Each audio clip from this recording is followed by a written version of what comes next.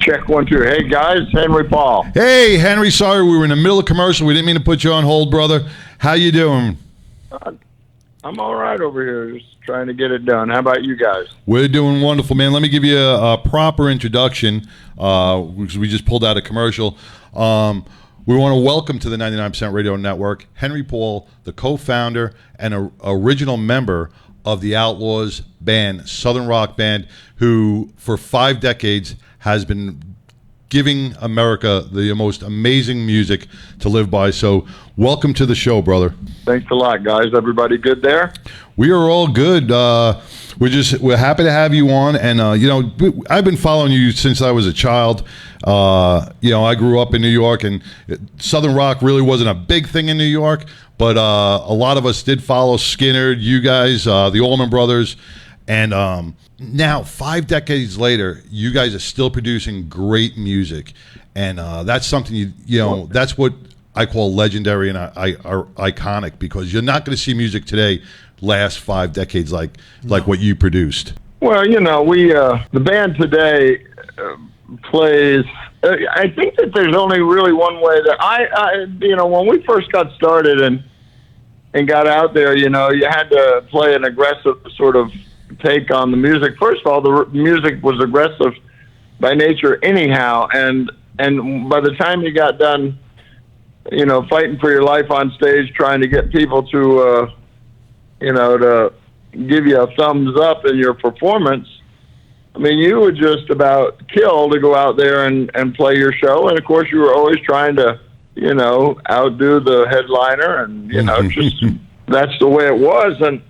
And so to this day, I mean, the Outlaws go out and play a very aggressive style. The music dictates that, and the band is certainly up to it. And we flat get it going and can still play hard. And I'll give the Outlaws a lot of credit. They're probably one of the best and most faithful bands of that genre and that time frame that still perform and do it in fine fashion today.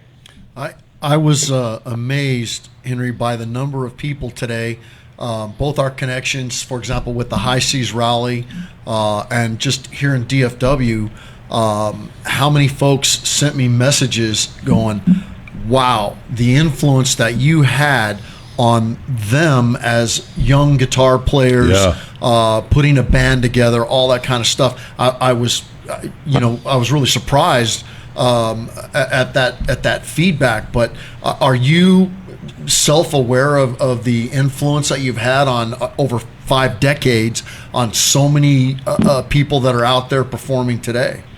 Well, it's hard for me to say, because I mean, like, I had a string trimmer in my hand 10 minutes ago, and I was out there edge of my driveway, and I don't really know all there is to know about what that is. I don't honestly know. I hate to sound naive or cute, but I mean, honestly, I don't think about it.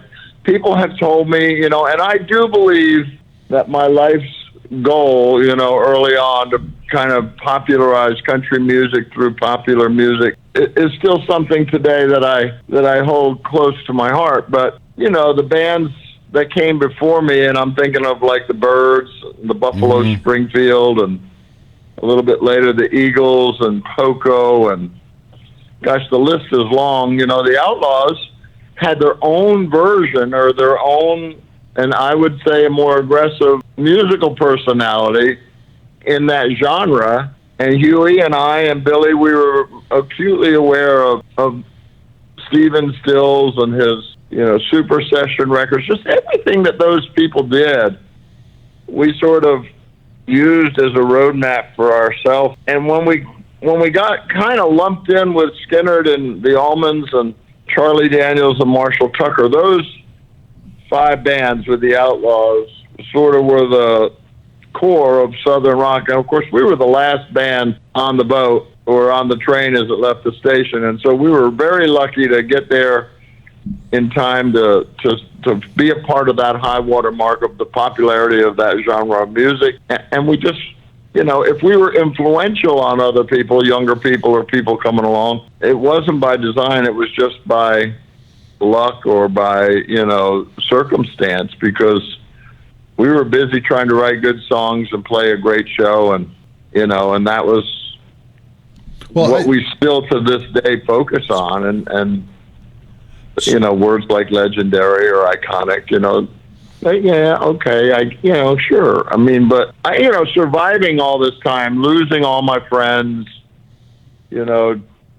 looking around and seeing very few of the people I started out with, that's the part of the landscape for me that makes me feel really fortunate and lucky and thankful.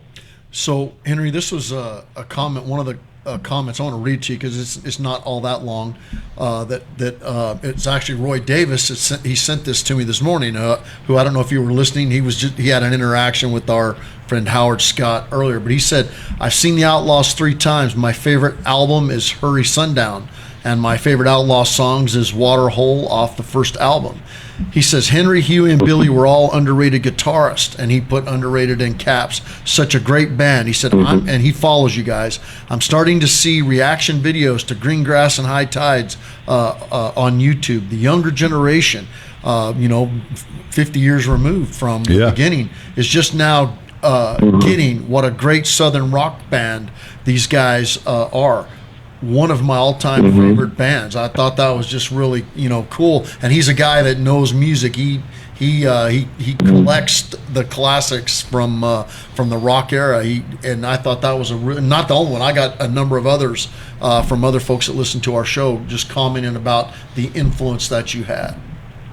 Well, I mean, if you take a band like the Eagles that had a lot of success at radio and they were very mainstream in their career profile, there are people that reject them because they were successful, because they were commercial. There are people that love music. There are people that love, Eric Johnson for reasons that they may love the Outlaws. There's more of an obscure mystique because we weren't Lynyrd Skynyrd. We didn't have Sweet Home Alabama. We didn't reside on the playlists and sell millions and millions and millions of records. We sold a lot of records, but we didn't have success at that level. And I think that kind of cast the Outlaws in a little bit more of an eclectic, acquired sort of taste personality as a band, because people that know about the Outlaws and love them are fiercely dedicated and emotionally invested in the band. And a lot of people, maybe they've heard of us, but it's not like a household name group. And so I think that our audience is very, very dedicated and very loyal because of their love. Personally, Green Grass and High Tides to me is one of the greatest, intricacies on guitar rock and roll songs ever recorded. And I know Stairway to Heaven gets a lot of play, and Freebird gets a lot of play, and Layla and all that. But, Green Grass and High Tides is a really, really incredibly well-played and well-conceived record and song. And so, I have a lot of pride in what we did, and I take that out there every night and put it on display with the band today. Well, that's what I think, when you talk about mystique and everything about your band, and, just a couple minutes ago you said you were out there hedging your lawn, you were trimming your bushes, and that's what makes, reading some of your bio, from Greenwich Village, New York, and playing outside and being discovered just by, a record artist because you were outside playing your guitar just for the love of the music, and I think that's sure. I think that's what makes you, when I say legendary, is that you have a love for the music. You bring, you have heart and soul that brings it, and listeners feel that. Listeners can feel that in the music because they get a connection with you. So it may not be 1 million fans, but it's 100,000 it's not the numbers, man. It's what you produce in your music, and that's what you're doing. You're producing something that. Well, and I couldn't agree more. I mean, because Bob Dylan said, never confuse popular with good. It's just, you can be the Bee Gees and you can have Saturday Night Fever, and hey, good for them. They got great voices and they sang great together, and they did what they did. We do what we do. It's different, you know. It's even in the country music realm with Blackhawk, it was never a core success story. I think everything I've ever been involved with was always a little bit more fringe, and you know, probably had as much or more to do with the songs that we wrote, and maybe more importantly, the ones we didn't write. You know, because Tequila Sunrise, while it's a big hit, it wouldn't have occurred to me from the standpoint of writing a song. So one other thing too, I will say the Outlaws in 2012 released a great record called It's About Pride that's going to be re-released this fall. And in 2021, or was it 2020, right before COVID hit, we released Dixie Highway, which is another really well-written record. So the band has continued to write and record great new music throughout this last 10 years, and we integrate it into our set and play it to people's, you know, very accepting of the new music. It's all written and recorded in the same personality as the original group. So I think that's what's great. Henry, I'm from New York, so I'm from New York, so I don't really know a lot about country music. I knew a lot about Southern rock, but like with country music, and I learned this the other day, the difference between red dirt music and like Nashville music, right? Someone, you know, one of these guys told me about it. He goes, red dirt music is soul, man. It's homegrown. And it gets inside you. It's not like the Nashville commercialized music. And I think that is the difference when we look at music, that, you know, either you could be jumping up and down in a stadium, or you could just be sitting there and relaxing and getting that music to just run through you as you're sitting on a lawn watching these musicians play. You know, you're a genius today, Sideshow. You know, Henry, I grew up with the Outlaws because I'm older than Sideshow. A lot older. I'm a lot older than Sideshow. But I was listening. I went back and I was listening to many of your songs, and I went to a concert this past Friday night. Okay, and I saw someone I'd never seen before, had very little exposure to. But then after I went and saw him, I listened to his songs several times over, and that was Whiskey Myers.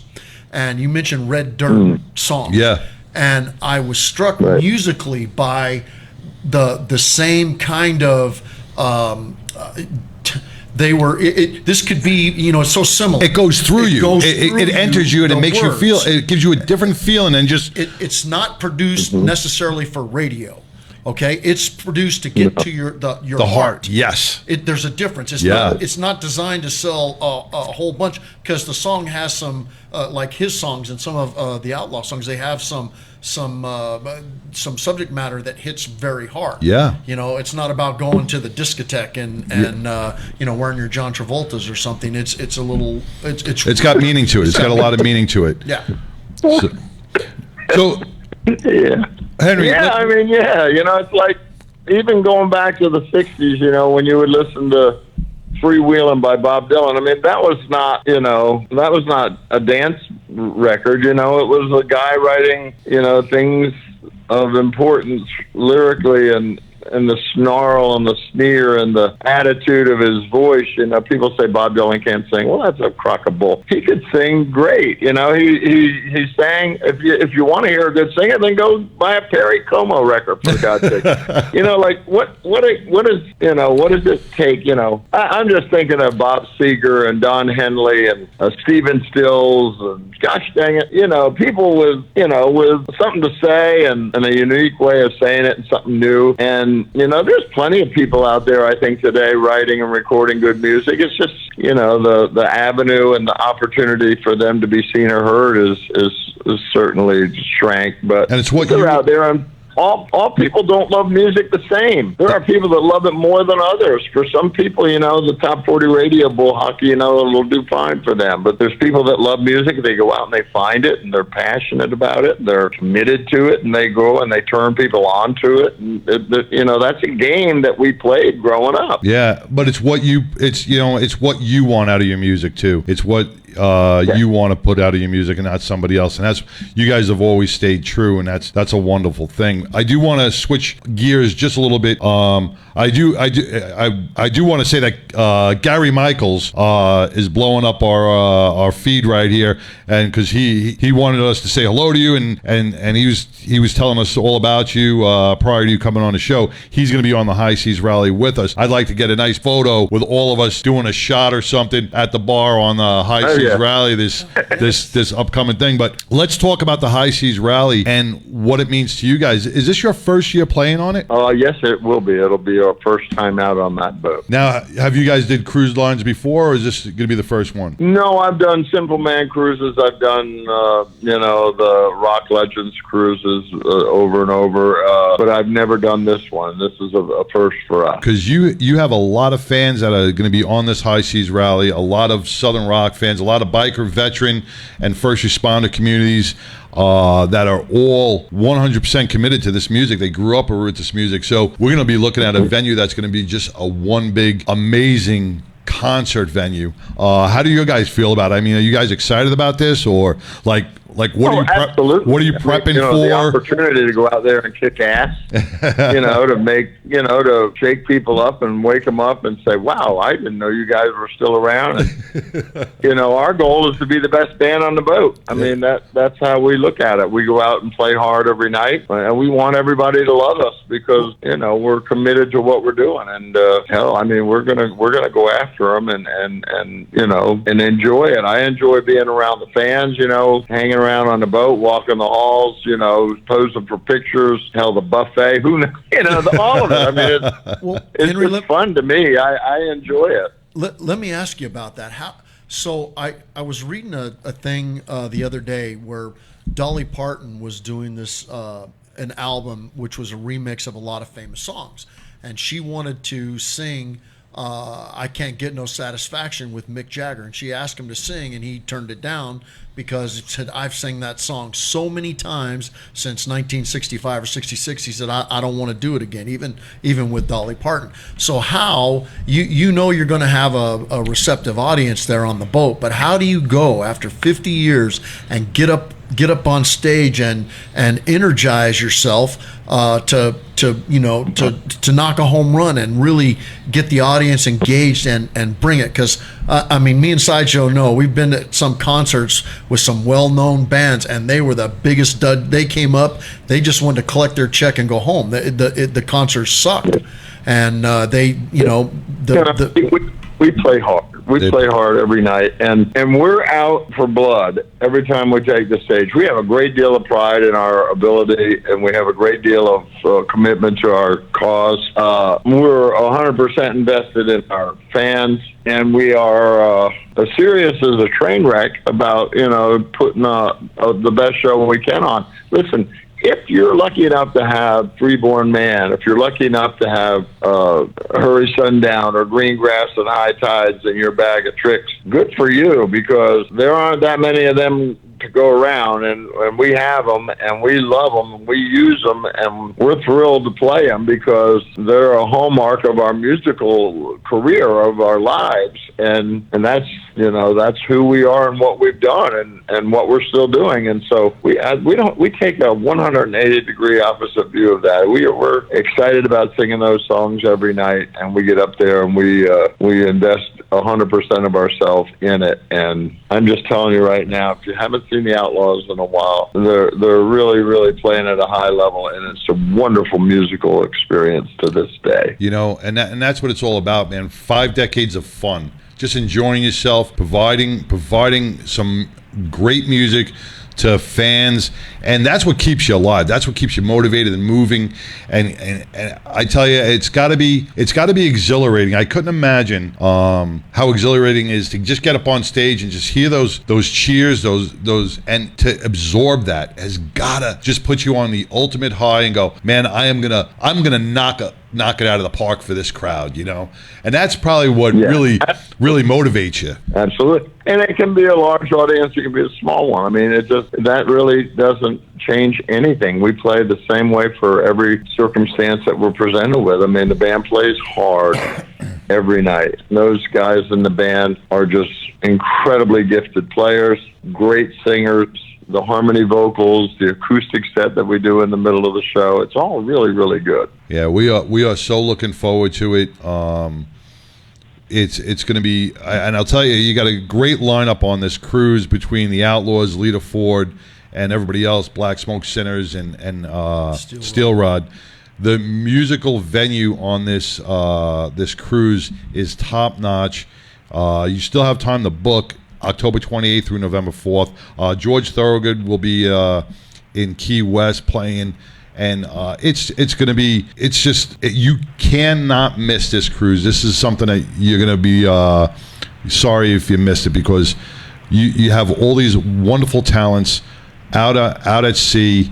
And not only are you going to be able to listen to and enjoy their music, like Henry's saying, he's going to be walking halls. He's personable, and that's one thing that Gary Michael said about you, is that you are the most down-to-earth person he has met. You're very personable. Because I was a little nervous talking about you, and I was like, well, what questions should I ask? Gary's like, man, he is so personable. He is just a great down-to-earth guy, and I'm like, and that's how you make me feel right now. You make us feel that way. So I want to thank you for being that way as well, Henry. Yeah, well, we're just two knuckleheads, not rocket science. We're just two knuckleheads, you know. Well, the perception is one thing. The reality is another thing altogether. And, after 50 years, you finally have to look in the mirror and say, hey, I've become who I'm going to be. And you don't have really all that much more to prove. You're not out there killing yourself trying to be somebody. You already are who you are. And I mean, for me, it's all fun now. I mean, I don't have to sweat the charts or, take a lot of misdirected suggestions from A&R directors. I just get to go out and have fun. I got a great body of work, and I'm lucky enough to have people that love the band, and so we just go out and we commune with them and we play for them, and we make them love us, and we give them 100% of who we are and what we do. After 50 years, if you don't mind me asking, after 50 years, what was your worst time and what was your best time? Do you remember, like, what was your lowest and what was your highest? Do you have in 50 years? Yeah, well, you can't start out, you might start out like I did with the dream of making an album, being a musician and being able to make an album, go get a record deal and make some music. You can't ever assume that you're going to connect and have a hit and be, popular. But Clive Davis came into our dressing room in Columbus, Georgia in 1974 and shook our hands and told us he was going to make, a commitment to the Outlaws as his first signing to Arista. And that was probably the biggest day ever in my life. That day was the day that my dream came true. Right. There are, brightly lit rooms of this successful moment, and then they're connected by these really long, dark corridors where the phone doesn't ring and people don't call. It's just, things don't line up. You're out of style. I mean, the Outlaws in the mid '80s were still a good band, but irrelevant to what, was sort of popular. I'm thinking about MTV and so it's not always, your party. Sometimes you just have to focus on the horizon, keep your head down, just keep plowing because that you believe in yourself and your music and you just are committed to the idea. I've reinvented myself on 2 or 3 different occasions and had significant success in each and every one of them. So I was lucky, when I left the band and started the Henry Paul Band, it was a very successful time and a rewarding moment for me. And getting a major label deal back on Arista in Nashville in the early 90s, was a gift from God. I mean, I was in my early 40s. You never get a record deal in your 40s. And even though I was a younger version of my age group, I was certainly up to what it required of me as an artist. I was really lucky to have that. And so there's all these bright moments, but there are some dark corridors, and you have to really kind of trudge through it. And, you ask Bob Seger. I mean, he can tell you. He went through some dark times, and the Eagles have. Everybody does. Right. You just it's not all a happy, fun time. No, I'm not saying, but they are times and memories, you watch some of these documentaries when there were groups like you played with Skynyrd, you played with the Who, you played with all these different bands that we grew up with. We grew up listening to and having posters in our room and jamming out on air guitar and trying to play Deep Purple on our guitars and stuff. But you guys were all together in like a venue and at rooms and hotels. That's got to be for you. It's just these are just other bandmates, but to us it looks a little different. It's perception, like you say. We're like, wow, this has got to be a crazy fun time. I was thinking as you were saying that. Well, there is a lot of magic in that. There is a lot of great memories. I mean, watching the Who from the side of the stage in London, in front of 40,000 people was absolutely mind-blowing with Keith Moon and John Entwistle. And, it was like, wow, I've never, ever seen anything like that in my life. And I was at Shea Stadium in 1965 for the Beatles. So, wow. It was the Who. Jesus God, it was amazing. Roger was outlandishly great, and of course Townsend's a genius, and it was the most incredible thing I've ever seen musically. So there are magic moments in my life. Yeah. Thank you for sharing those. When you were referencing Bob Seger a minute ago, I was thinking of the song "Turn the Page." I think that adequately describes, long hours on the road, long bus rides east of Omaha, and where you're. That could be one of those dark moments. Well, yeah, I'm sure. Yeah. I opened for Bob Seger in Denver in August of 1975 in a small nightclub, and he was still living on the popularity of Ramblin' Man. This was before Against the Wind and all of that. And, he got mixed up with Glenn Frey, and, he had a lot of people that loved him and really went to bat for him, the label that he was on. And he had this renaissance and this resurgence late in his career. And, it was, coming from the place where I was with Bob, it was such a wonderful thing to be a witness of, because it was just a guy that really deserved to have success, finally have it again, and I was so happy. And I still hold Bob Seger in extremely high regard. He's just an amazing man and a great artist. And that's thank you for that, sharing that as well, because that's things that, us, the public, and some of our listeners don't get to see or hear all the time, because we see things in front of, once the curtain opens, that's what we see. We don't see what happens when the curtain closes. So there's a lot of things that go on behind the scenes. You like you said, the dark times, the great times, the memorable times. But it all comes when that curtain opens, man. You guys put on an amazing show, and your fans don't know those dark times. They don't know what you fought and fought and trudged through to get to where you are today to put on that show. Right. Well, I'm a fan too. Listen, I'm like you. I'm a fan. There are people that I absolutely love, and it's magic to me, and it's sort of mysterious, and it's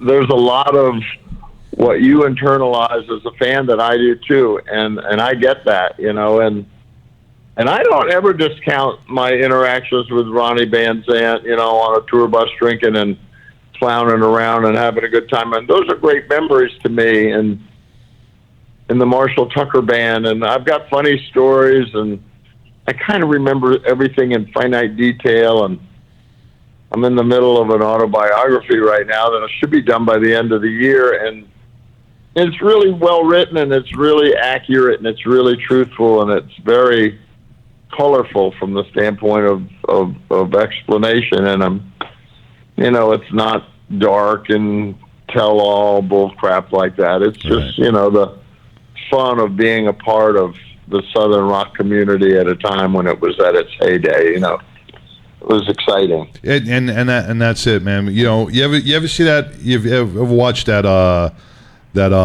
movie Almost Famous, right? Yes. Right. Yeah. So like I love that movie. I think that it was well written. And just bringing all these bands together from behind the scene, and the made-up band Stillwater and the whole thing, and they had Page and all these guys doing these venues, and you see this young kid just like walking through, young journalist from Rolling Stone magazine, just kind of walking through and absorbing this all. And that's the kind of like the picture I get. You guys just hanging out in a hotel room, strumming guitars, and just relaxing and joking and playing cards and having a good time. Exactly, and oh boy, I mean, we could go on and on with it, yakking about stories, but I'm just lucky to have been a part of it. I mean, my work ethic, my artistic, inclination. I was physically gifted as a person to do what I do for the time I've been able to do it. And they all are virtues, and you have to look at yourself and just, you worked hard, but you're lucky, it's being in the right place at the right time is what it's all about. And there's an old saying, success is preparation, the intersection of preparation and opportunity. And that defines my life. I worked hard to prepare, and the opportunities presented themselves, and I was able to make good on them. And my bandmates, that's sad. All these guys you start out with, you look around, they're gone. And you just have to keep them in your heart and play for them every night, and make sure that they know that you haven't forgotten them and that you still love them. And that dream will always burn bright in your soul, because you realized it with these people. Well, I think it is significant that at this stage in your career, to go on the High Seas Rally, to interact, and I, last year was our first time to go on this particular cruise, and the interaction from all of the bands. Foghat and Molly Hatchet played, and then Steel Rod and Black Smoke, and they were pushing each other to perform. And Colt Ford as well was there, and they were pushing each other to perform. Like take it up another notch. But then walk down to the elevator, and somebody's standing there, Xavier Muriel standing at the elevator, and you get a chance to talk to him like a regular guy, and then you see him at the show the next night, and there he is banging away on the drums, and you have those amazing interactions, and be able to tell people, like yourself, Henry, God dang, and like this young lady from Belgium right now sent us a message. She just said with a big heart, she says, Greengrass and High Tides, my favorite. From Belgium. And from Belgium.